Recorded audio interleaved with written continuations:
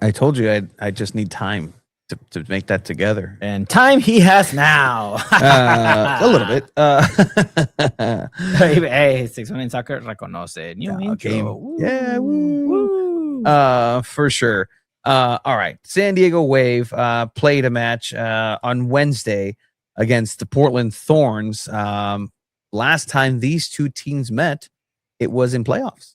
And the reason Wave didn't continue in playoffs is because of the Portland Thorns. Abe, going into this match, you didn't have the Wave coming out victorious here? I thought it may be a draw or a loss. Yeah, I didn't think it was going to be a complete win. I thought it'd be tough in the midweek, and Portland was looking pretty good in the past couple games, but Wave came out firing and were really, really good in this match. It was crazy that first 10 minutes, right, Chiva? Like being in the stadium, you're like, whoa, this is gonna be a crazy match. But yeah, it was one of my favorite games I've seen Wave play. It was fun to watch. Well, it's coming out with the formation here on screen, starting with Freeman, who again is stepping in for the injured Didi Haracic in the center back position. McNabb, Wesley on the left, Moroni. A quiet revelation, I think, as well in Mimi Van Zanten. In the midfield, Kenza Dali, Ascanio, Corley, which should, in theory, on paper, be the best center midfield. We'll see. Dudinya on the left, Ludmila, and Godfrey on the right. She's earned that position. Godfrey, before this match, still producing, still being involved. Hasn't stopped since the Coachella Valley Invitational. Good stuff coming out of her. Any surprises here? No, I think it was maybe a little bit surprising as far as Jonas taking this step immediately, especially after last week where he kind of gave a quote that was like, you got to let your players build up chemistry and like take some time, but then at the same time be like, hey man, some of these players earned that starting spot, and I think Emi Ascanio, Leah Godfrey really like took that starting spot and kind of own it, at least for now, and they've looked really, really good. And Leah Godfrey as well, not just in the right wing spot, like you said, like she played more as skipping ahead, she played as a bit more of a 10 in the Saturday match, but like playing as the winger, I think is her best position. She looked really good. Yeah, I agree with Dave. I think definitely we thought there would be rotations. It's a Wednesday game, from playing on Saturday, then now playing on Wednesday at home, and then you have another game on Saturday. So there were going to be some rotations. We had a feeling Godfrey would start scoring a goal. Kimi should be a starter, and they played well at first. The center back pairings in the first half were kind of struggling a little bit with Kennedy Wesley and Kristen. I'm telling you, Kristen McNabb had a rough game. But yeah, were we expecting an early goal? We're like, all right, this is cool. It's worth coming on a Wednesday afternoon, evening, nighttime, after work. Some other people saying, yeah, I work in Del Mar and every day, and yeah, I like had to leave early and come here. Like, damn, dude, that's nuts, Stadium capacity not as well, not all that. It's a Wednesday, Announced about 8,000. I don't even know what they announced. 8,000. I think it was around like 8 or 9. Technically, it was the second largest NWSL crowd of the Wednesday matches. So there's a little bit of solace there. I don't think anyone's going to that much to the midweek matches across the NWSL, but still, just it didn't sound quiet though. That's the thing. Like I feel like a lot of the time with these Wave matches, when they're not as attended, you think, oh, maybe it'll be a little bit like quieter or calmer, but it still sounded pretty loud out there. Hasiba finally agreed that Corley's been balling out of control so far. She got benched. She got injured technically, but got benched. You get injured after getting benched? No, I'm just kidding. No, yeah, she did play. She played really good on that game over the weekend. Wednesday. Yeah, and then she also played really good the away win that they had over the last week. Yeah. So yeah, she's been playing good. I mean, everyone's gelling together, and it's nice and it's great. But again, the center back, the defense looked pretty bad in this game, Abe. Starting Yeah, off, giving up that first goal was just really tough and unavoidable. Like I think you kind of said it. Like we noticed it pretty quickly too. Like why are they passing it? Like they just didn't seem like very connected. And eventually they kind of like solidified and like got calm out there. But they're like Portland knew exactly how to pressure the like both center backs and just completely like took advantage of a bad pass. and this definitely could have been a situation where you have Facer, who usually is more defensive and holding and can provide different options, and Kimi hasn't really been playing there too much. And they probably felt lost. They're like, oh, this player should have been here typically, but Kimi's not there. The passing, just you can't be doing that stuff. And again, Kristen McNabb had probably one of her worst nights as a wave player. Also a bit unlucky with that bounce off the post. I mean, yeah, they created a bit unlucky for Portland with a bad deflection off a header in the midfield to start that play that ended up in the Dinian's goal. So, at this point, it's kind of like, wow, is it sustainable for a lead wave to keep a lead? Like, really haven't seen too much. We've seen 2 games. One of them, they lost 1-0. They were playing well. They came back. They played better. They got the result.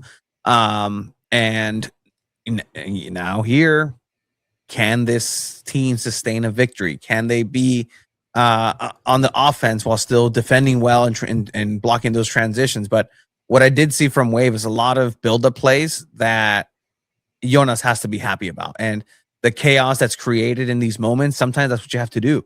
And being able to finish them, I think, is the thing that's the difference for the San Diego Wave, that they're taking their chances and not just waiting an eternity with the ball in the box and just taking a shot. Taking a shot, it's going to be spilled out, and eventually San Diego Wave gets rewarded. Yeah, I mean, go ahead, Abe.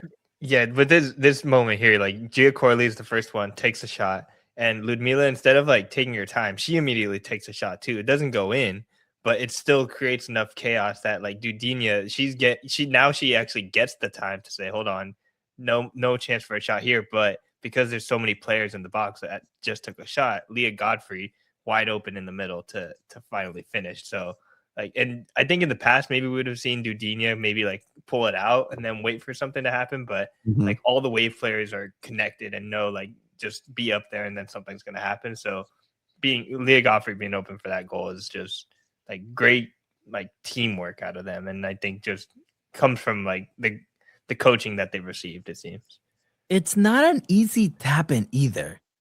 It's a kind of like a really tough spot to be in, because yes, you're wide open, but the pass is going to your left and you kind of have to swing your leg more than just having that full control when you do a natural kick. You kind of have to swing your leg just light enough so the ball just smacks off your foot and goes in. Yeah. And it goes up.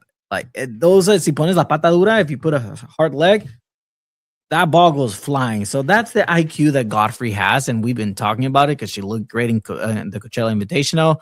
3 goals now. I mean, after this moment, it was 2 goals. She is going to be a very important player for this whole season. I still don't think through, and then we'll talk about it in a couple games too, that Freeman necessarily has been tested all too much. So we'll see what that means for the goalkeeping position. But so far, still part of the team that has 3 consecutive victories, and it is playing at a good level. She's doing what she needs to be doing. Can Luisa do this also? Maybe not yet, just in the communication with the defense. But Freeman has really stepped up pretty well in net. I mean, still has these little moments of like, yeah, there's that lack of experience, but she's cleans things up well. Yeah, I definitely would agree. She really like had nothing to do on Saturday, but this game there was a couple moments where she had to like kind of get out there, at least direct the defense a little bit on a set piece, things like that. So it looked pretty a lot more comfortable, I think, even a little bit more comfortable than Didi Heritage at times, it seemed. So at the very least, she's a solid option or backup option to have. And it's what I do have to say though, it's like from seeing a lot of like reaction across the NWSL this week, it has been only a week of games. Yeah. Like it was 3 games, technically 4 games into the season. It's a good like place to kind of judge and assess where the teams are at, but this is 3 games in 1 week. Some teams could be having like a really just awesome week where they're just like performing really well, firing all cylinders, but it's hard to like completely draw this out over a full season. But 9 points is still 9 points, so you still have to like give them credit for getting those results. But I don't know how much we should be giving. Like, I don't know if you can make Leah Godfrey a starter for the full season just based off of a week of games. You know, like obviously we saw her do well in Coachella. I think she's probably earned a couple more starts, but drawing this out just because of a week of matches feels a little bit overreactionary to me. Well, so what are you saying there? Like, should Gavi still get the start? No, I think Godfrey's earned the start for a couple of weeks, but people are saying like rookie of the year and like things like that. Well, yeah. I mean, you start having those shouts early. That happens in every sport, Abe. Yeah, I guess that's true. Like you could say definitely rookie of March. I mean, yeah, like she should get a EAFC special card. Yeah, like week. Yeah, I get where you're coming from, Abe. I see that for sure. But I think since this is the only time frame we have, that's why we have to go based off it. That's true. And Leah Godfrey, 3 goals in 3 games. That's impressive. In any soccer team, in anything like that. We talk about Hormiga Gonzalez for Chivas, right? Oh, yeah. 13 goals in 17 games. Fantastic. If he goes 3 goals in 3 games, the whole media is talking about it. It's not an easy thing to do. Abe is still not a believer. Noted. Ooh. Yep. You Tanya, just got write that down. You Tanya. just got put on a list. You write that down. You listen. Okay. First. If I believe the San Diego Wave is going to make the NWSL playoffs. I also believe last season that I highly rated their performances against teams that weren't as great as some of the upper echelon teams in the NWSL. And a win against Utah is good. A win against Chicago is good. A win against Portland's good, but Chicago's not a great team. Portland's a pretty solid team. Utah's not a great team. So talk to me when it's against the Gothams, the Washington Spirits, the Angel City. Angel City is a good team. I'll talk to you. We shall talk to you when it comes. I'll be going all the way, Abe. And also it's midweek match. I don't know, man. Like it's like the Wave are strong. Don't get me wrong. I might even after 4 weeks bump them up to 4 games, bump them up to top like 5. But it's still pretty strong.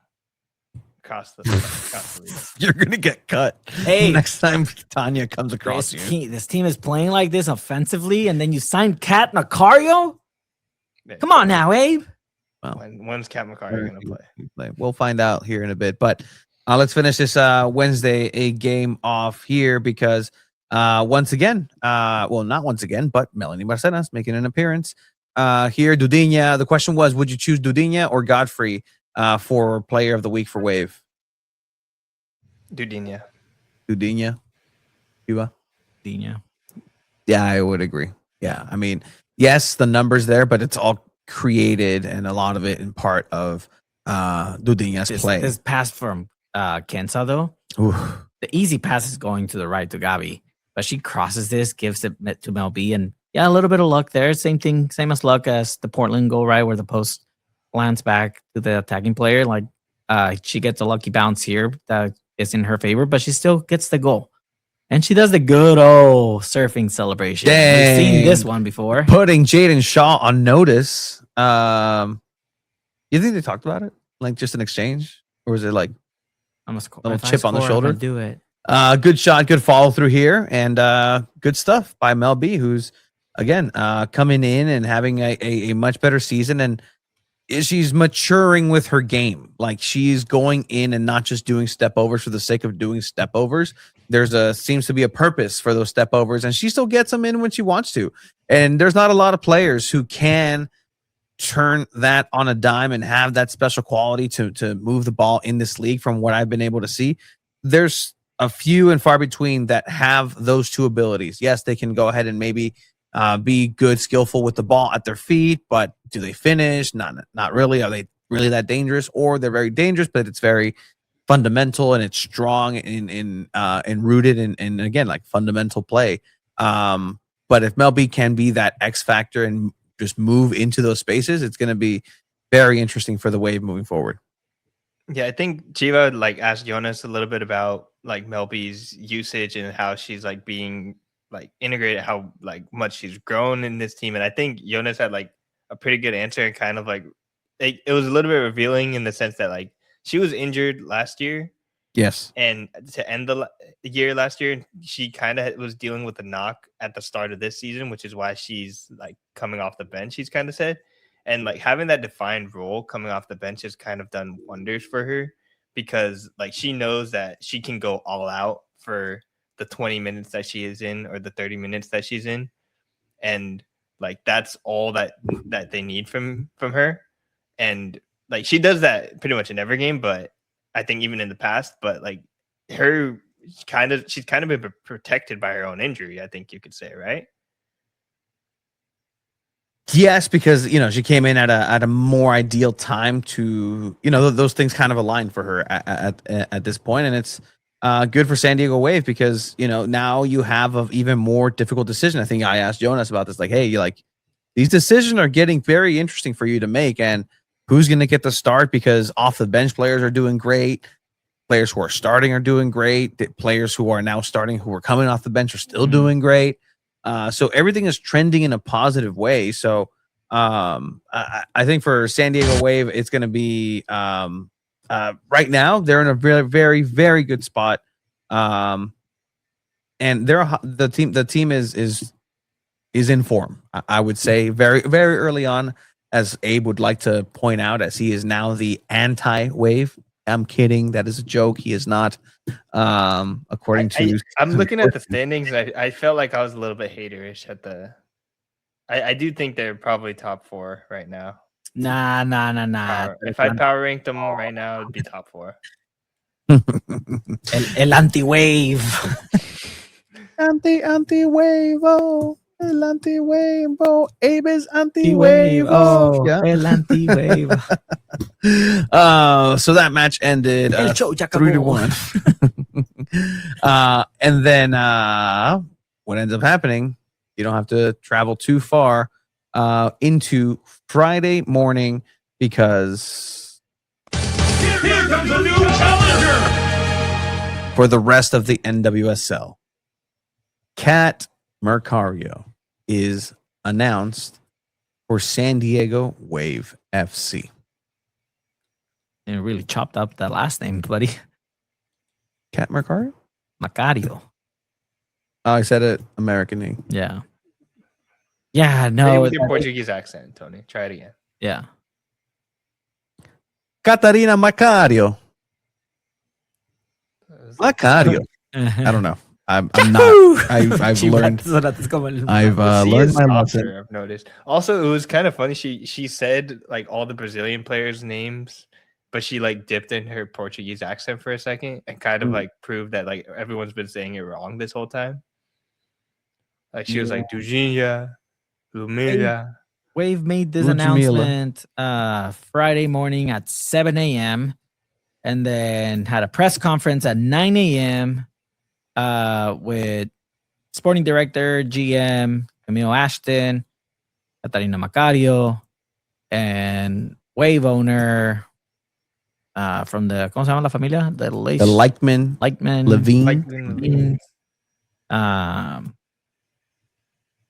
Overall, Abe, impressions of this press conference? Not the greatest introductory press conference that we've been to. It was.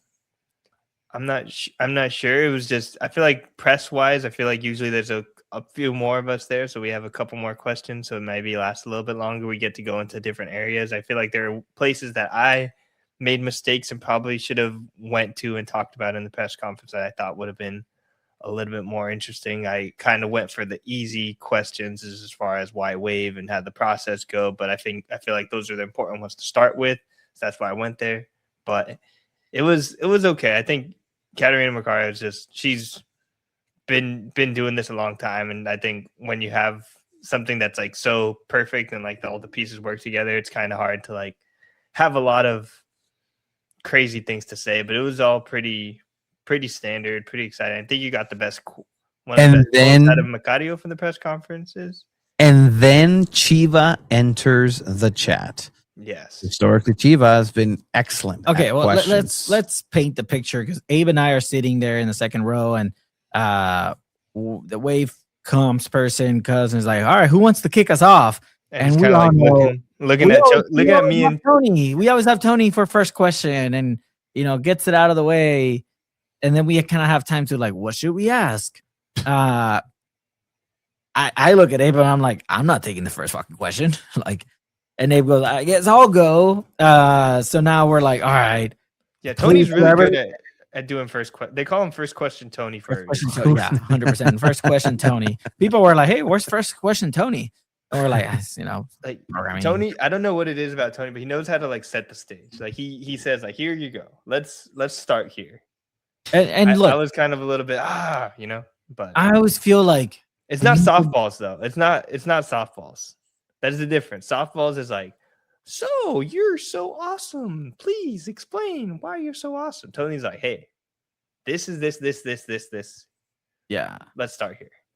I feel like for Wave press conferences, for the most part, the media tends to be a little lenient. And I mean, this is a great signing, right? It's a big contract, the biggest contract in women's soccer history. And you're paying this much money for a player that hasn't been the healthiest in the last 2 seasons. There's a big risk in doing that. San Diego FC did it with Chucky Lozano. They knew he's injury prone and he got injured during the season. But Catalina Macario had a torn ACL, having knee issues with the other knee as well. Has played, Abe, you told me, how many games in the last 2 seasons? Like, I don't know. She made 17 appearances, but only 8 starts with Chelsea. And then, crazy, she was the Golden Boot leader for the U.S. Women's National Team in 2025. So that's important. Yeah, and it's great, but hasn't played since December. Yeah. We're late March now, going to April. So then Abe and I were kind of talking, and I said, okay, I'm just going to ask about her health right now, like her recovery, and maybe when she expects to start. And then came Chiva.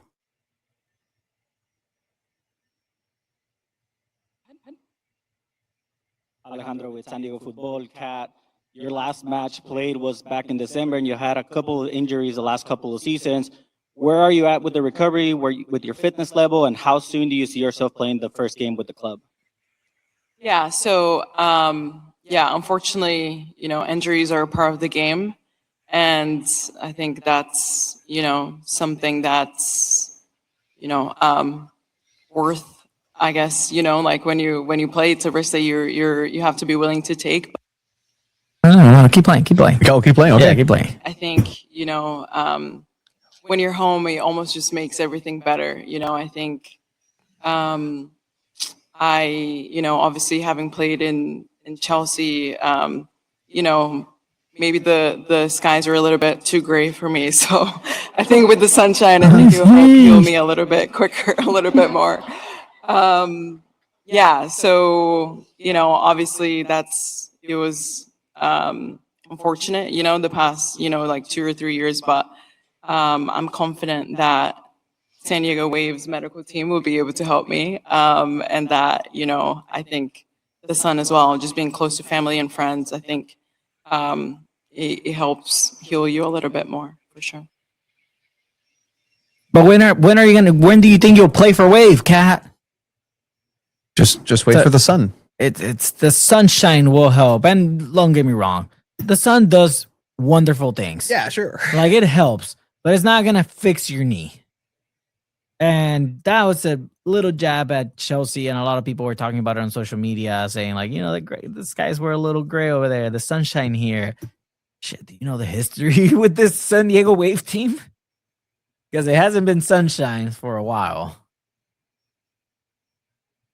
Abe. Yeah, this is not the like ideal answer you want to hear, especially when you're asking questions to an injured player. Because like, let's say it's like heel injury, but she's like, we're gonna come back.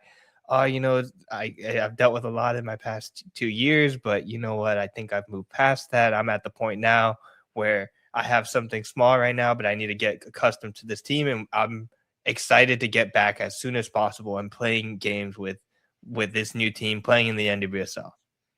That's the answer you most likely want to hear, right?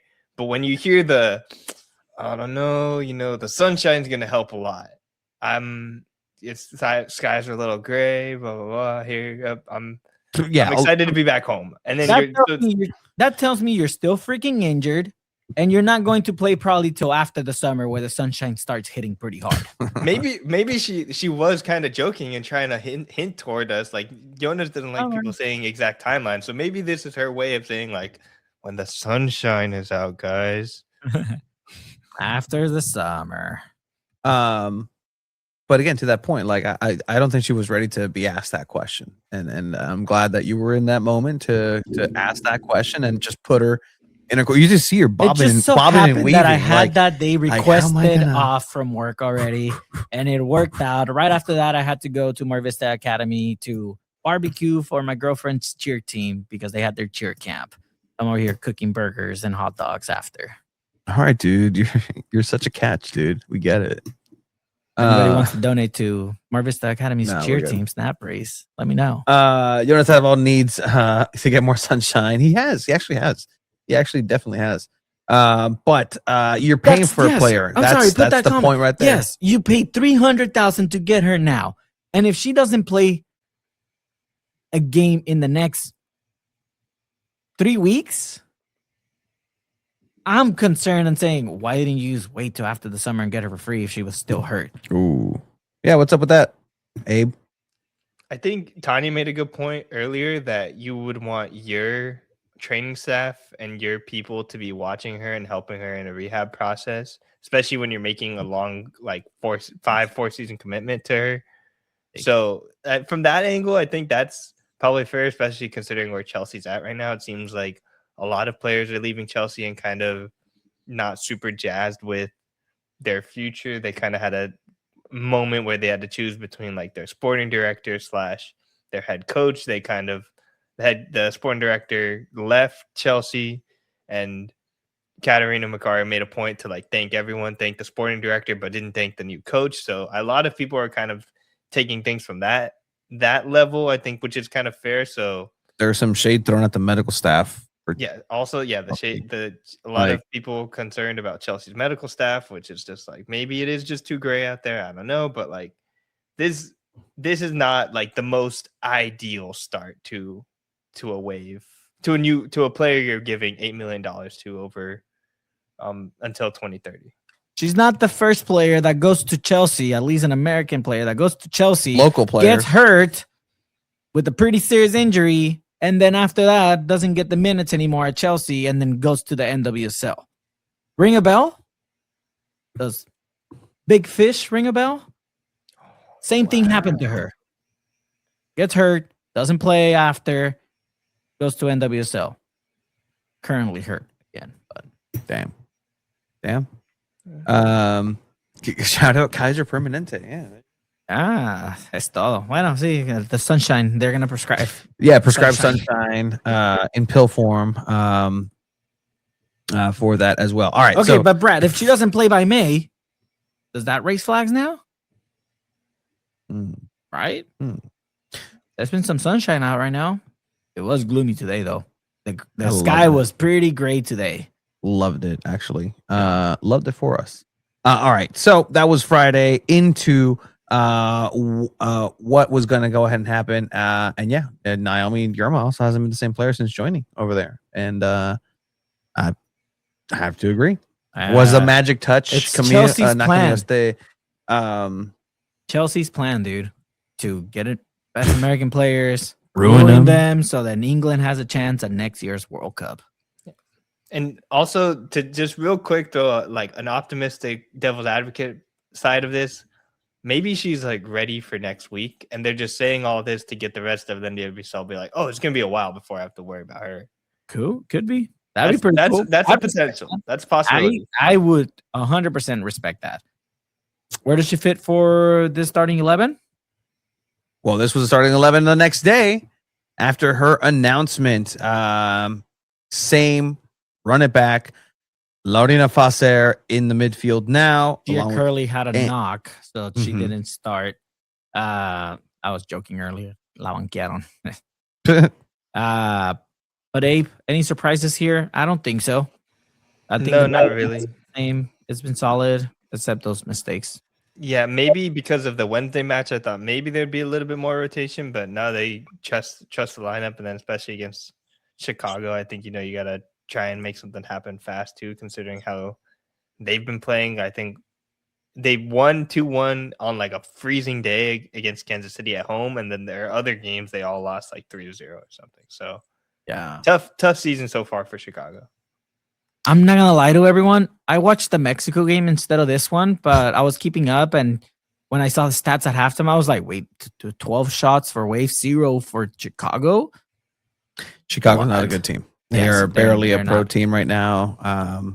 They're hanging on, but again, on the other side of the coin too, San Diego FC faces against Montreal in the first game, and just not good, not the best of teams early on. So Could this have been a game where Wave should have won like 5-0?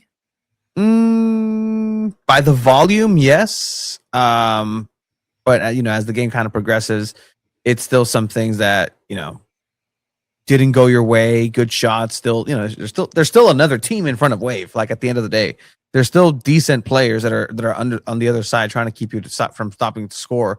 But things just seemed a little too easy at times for San Diego Wave, but they just weren't able to capitalize. And I think that's the biggest thing of being able to capitalize when it's easy, because then it's going to make it easier, or at least a little bit more manageable when you do play against the tough teams, the Gothams, the LAs, the top of the top of NWSL so far. Ahora? Yeah, I definitely agree. Should have probably gotten a goal in that first half, but there was never any danger. So you did feel like, okay, the goal is gonna eventually come in the second half, as the defense looked like they kind of got on the same page, especially compared to the Portland match, and weren't really worried about Chicago's attackers. So overall, just solid performance. Especially when they're sitting back in the low block, you just know don't let them get the counter, and they never really let them close to having a good counter. Yeah, no, I mean, look, you go into the second half in this game, and that's when you really say it, right, Abe? Like, okay, when is it going to happen? Is Godfrey going to get on the scoring sheet again? When is Mel B going to get subbed on? Like, what's going to be the move for Jonas going into the second half? And I think the players deliver again. We're going to go into the second half right now, and cuando el Tony la adelante. Okay. I'm sorry. Here we go. Oh, she already scored. No, Spoiler alert. No, this is how you're finding out. I'm sorry. A little bit better of a turnout, I think, bro. Was it a better turnout on Saturday? Not sure. I didn't get to go. No. Yes, that's right. Sorry, Abe. I got sick, unfortunately. I think it was something I ate on opening day. I'm not sure. Everyone be careful out there. Stomach bugs, food poisoning. Always got to be careful. When are you gonna go to a Wave game? I'll be there. Haven't been able to. Haven't been able to witness Leah Godfrey. Yeah, no, dude, it's insane. Are you guys? Oh, look at this comment from Philippe. You guys like Lumila's performance? She hasn't gotten a goal, but I know she's got other on-field values. I like her better than Adriana Leon. Who put a post of I'm sorry guys, I'm injured. I'll be back. And everybody's like, nobody asked, but okay. What? That was not necessary. She's injured. No need to take shots while she's injured. That was messed up. Nadie preguntó, güey. Because Ludmila's doing fine. This offense is firing. They don't need the addition of Adriana Leon at this point. I don't believe so. That tenacity. I think that's fair, and Ludmila is a lot faster too, which provides that other threat that I think other NWSL defenses have to worry about, especially Chicago, who she was on Chicago last year. So they know they have to worry about that. And then it does like leave other players open. But like, yeah, Leah Godfrey getting the first goal was just great. You have like the compounding run, all that stuff. And then, but the like Melanie Vacena's goal was just, we talked about it earlier, just unreal. Dudinha's always kind of been finding herself in the right place, it seems like, for this like season. So to be able to like make the pass, let Melanie Vacenas like do something crazy it was just like really, really interesting for the Wave in the future. After the Wednesday game, I asked Jonas about like, hey, what do players need to do kind of like coming off the bench? What do you want them to do? Like, do they have to get on the scoring sheet, make that impact for them to earn a start? And Jonas is like, it's different things, right? Like it's every player plays a role in a game because even the starting 11 is not the same 11 that finishes a game. And he did mention like, some players are going to be coming off the bench and they're going to score goals because that's their role, to come off the bench the last 30 minutes and be electric and score. Whereas, you compare it to Mikey Vara's answer last season about that when Oni Valakari kept scoring early in the season, mentioned, players need to, show something in the game for them to start.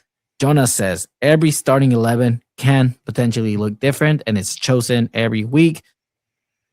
Obviously, there are players that are untouchable, but if they go on a bad run, Jonas will bench them.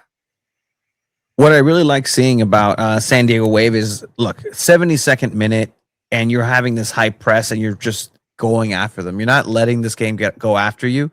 In their, essentially, between the midfield and their final third for Chicago, you have 1, 2, 3, 4, 5, 6, 7 players crowding and not leaving any sort of outlet and just suffocating any sort of attack. If I go forward, if I go backwards, if I go wherever I need to go, Dudinha lays it off, does what she needs to do, pulls, like you like to say, Chiva, jala marca, and takes care of a defender that otherwise would have been in the middle of it, or just gives that extra option right there of, I'm going to make my run. I'm going to make this defender also run with me.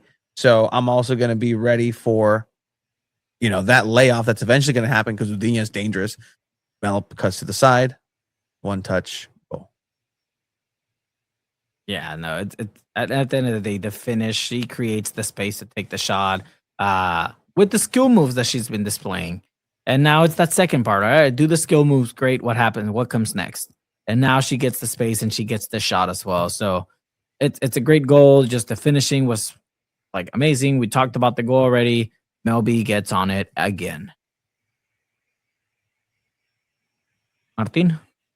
Oh, yeah, I mean, I don't really have much to add on the Mel B front, but they also just kind of like, after that goal, I don't think they for like a moment, for like another like 3 minutes, they were like, oh, are they going to score again? And then they're kind of like calm enough and well positioned defensively that they're able to like pass the ball around and still like ice the game out without completely parking the bus, which I think I also enjoyed too. Like knowing that they're not just going to like sit back and let pressure come onto them. They know how to like park the bus still in their own like Jonas Eidevall style of pushing high and like moving forward, but without like completely making the game unwatchable. So it was really, really cool to see. San Diego Wave getting 9 points. Who would have thought? Tell you who. Chiba. Sure did. I sure did. And I'm pulling You really are the Wave Whisperer. I got the receipt right here. Oh, do you really? Pull it up. Pull it up. Like lacking depth, I think, in like the midfield and on defense for Chicago. Damn, I think they pull off the 6 points. All 6. Oh, crazy. I think they get all 6 points. You've had some hot takes this episode, Chiba, and I think that's your hottest take. 6 And points out of a very tough match against Portland. Yeah, I think they pull it off. It's a Wednesday game. Gonna be fluky for Portland. They have to travel midweek. Wave stay home and they'll win on Saturday. Yeah, I think Kimi Ascanio gets a goal against Portland. You Does- said, Do we see Agudelo or do we see Freeman? and we saw Freeman. There you go. On point. On point for Chiva. Good job. Did you say top 3 again this year, or you just said I said playoffs. playoffs? Okay. Yeah. At this point, are you willing to give him top 3? You're No. getting baited into it. No, You're getting baited into it. because you never know what can happen, my friend. My An friend. injury. They can just go on a bad run the second half of the season like they did last year. Because at this point last season, they were looking this good too. With this too, international breaks usually wreck this whole league sometimes. And those are going to start coming up. Not the league. They wreck Wave. That too, especially with the amount of international players that they have. But that's something to look at, the sustainability of it. Have good players, good young players, good pieces, and players who are coming up and playing above probably what anybody was expecting them to. Again, looking at that right back position to fill in which you lose with Hannah Lundqvist gone. So going back to Macario, right? When she's healthy, she has to start.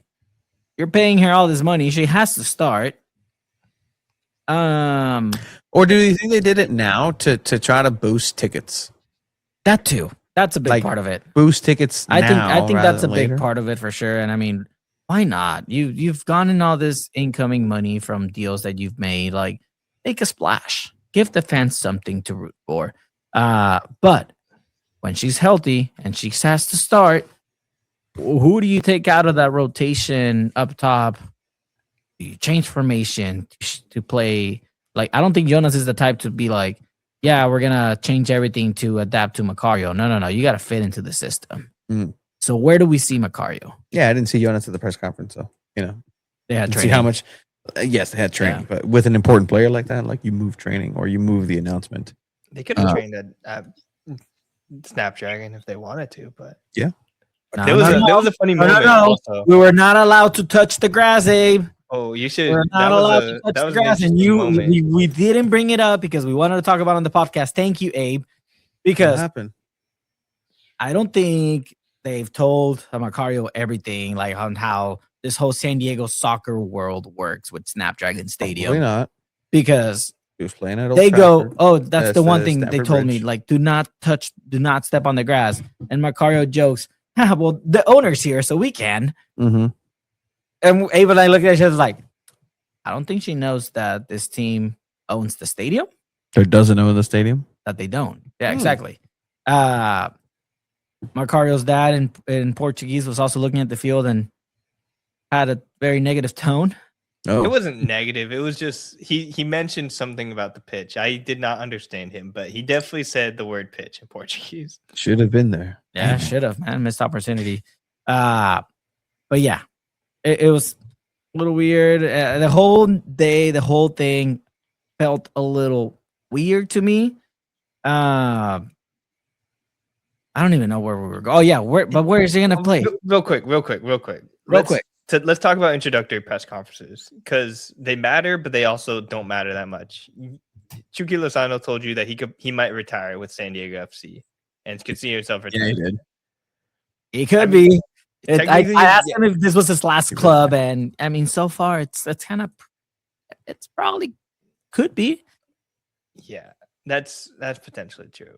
I don't know, thinking back on what that press conference meant, it's like it felt like wow, this is like complete like game changer. It's a crazy place to start as a team, what they're doing, and then now looking back now, it's like that press conference basically meant nothing. Like they had a guy who was an assistant sporting director sitting next to Chucky Lozano, who we didn't even know exactly who he was, and then turned out to be future the guy. Yeah, so like introductory press conferences, while they can be cool, at the same time, everything they say is all excitement and rainbows, and you kind of have to, at some point, take things with a grain of salt because anything can change. You know, for all we know, there could be a point where Jonas and Cami Ashton decide that like it's the same thing that happens to Chucky Lozano. You never know. Like they decide doesn't fit into the plan, not a holistic fit or something, and Katerina Macario doesn't end up playing with the Wave. I doubt that happens. I know I'm mostly joking about that, but introductory press conferences are kind of a little bit whatever, you know? This comment though, so Macario probably loves training at the field surf trains at, probably bring back good memories. That's the one player that I can think of which you avoided to tell other players. Mhm.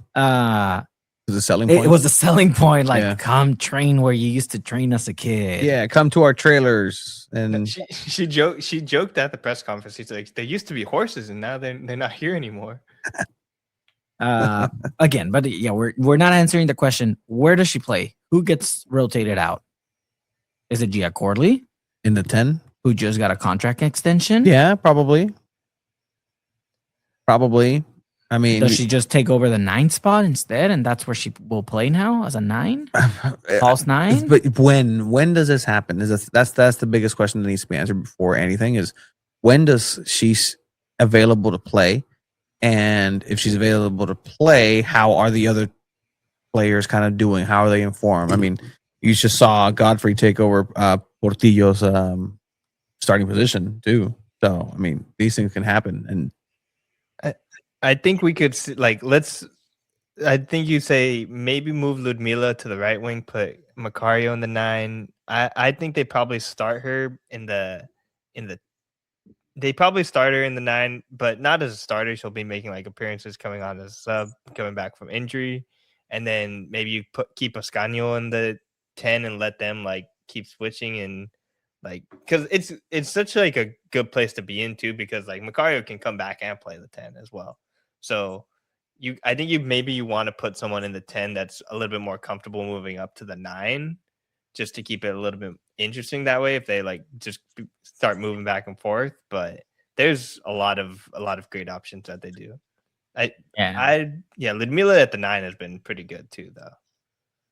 Yeah, no, I think it's just a matter of Gia Corley having a couple bad games and then being like, oh, well, that's why we brought her.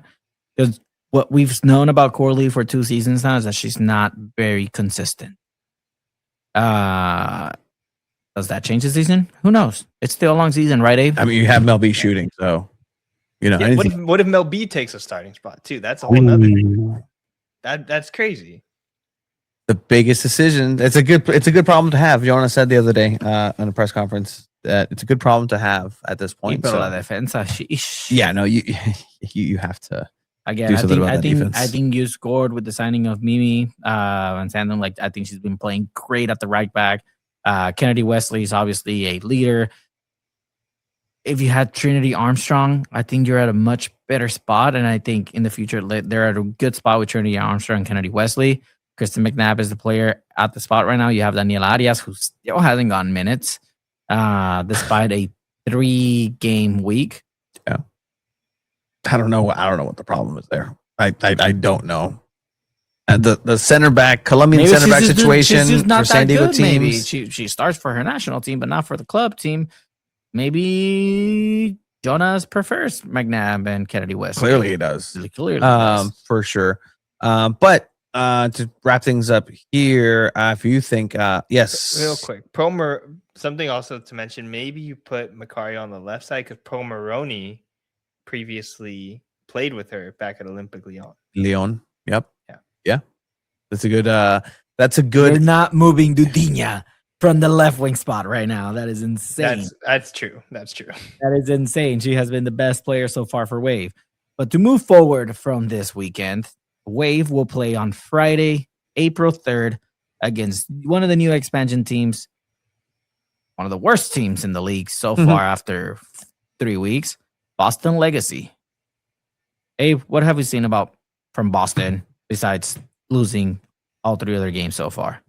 They're definitely a really, really physical team, and the coach really cares about being physical, and has kind of been frustrated at NWSL referees for like having conversations with the players. It's kind of weird. He had like an interesting like quote and like press conference the other day, but Boston's kind of I don't think they look like completely great, and they're kind of making up for their lack of like true identity with like aggressiveness and just trying to like cause fouls, and and be like aggressive when they don't have the ball. And I don't think great teams kind of can do that consistently, especially if they're not like so great on defense that they're actually like getting the ball. If they're just like making like challenges all the time, it kind of just like messes a lot of things up. So I think Boston can be a solid team, but like coming out of the gates, it's been looking not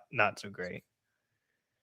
So I expect a Wave to like handle this pretty well. They should like it's at Gillette Stadium, so it's a huge stadium. I don't think they're gonna get as that big of a crowd as they did on their home. Boston got on their home opener against Gotham, but it's still gonna be a pretty solid crowd out there.